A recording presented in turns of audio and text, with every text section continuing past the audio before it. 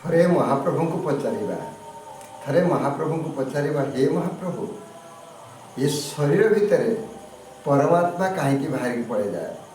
କାହା ଦେହରେ 15 ଦିନ ରୁହନ୍ତି, କାହା ଦେହରେ 15 ମିନିଟ୍ ରୁହନ୍ତି, କାହା ଦେହରେ 15 ବର୍ଷ ରୁହନ୍ତି, କାହା ଦେହରେ 500 ବର୍ଷ ରହୁଛନ୍ତି ପରମାତ୍ମା। ଏଠି ଦୋଷ କାହାର? ମହାପ୍ରଭୁଙ୍କ ପାଖରୁ ମୁଁ ଗୋଟିଏ ଉତ୍ତର ପାଇଥିଲି, ସବୁଥିରେ ଦୋଷ এই ଶରୀରର। ଏ ଶରୀରକୁ ଯଦି ଆମେ ସଜାଗ ରଖିବା, ପର ନିଶ୍ଚିତ ଆପଣା ରହିବ। ଏ ଶରୀରଟାକୁ ଯଦି ଆମେ ଛିନ୍ନ ବିଚ୍ଛିନ୍ନ କରିଦେବା, ପରମାତ୍ମା କେଉଁଠି, ଜାଗା ତାଙ୍କର କେଉଁଠି? ପର କେବେ ଆପଣାର ହେଇପାରିବ ନାହିଁ।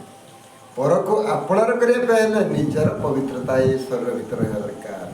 ଏହା ହିଁ ସତ୍ୟ କି ମିଥ୍ୟା ଆପଣମାନେ ହିଁ ବିଚାର କରିବେ, ଏହା ହିଁ ସତ୍ୟ।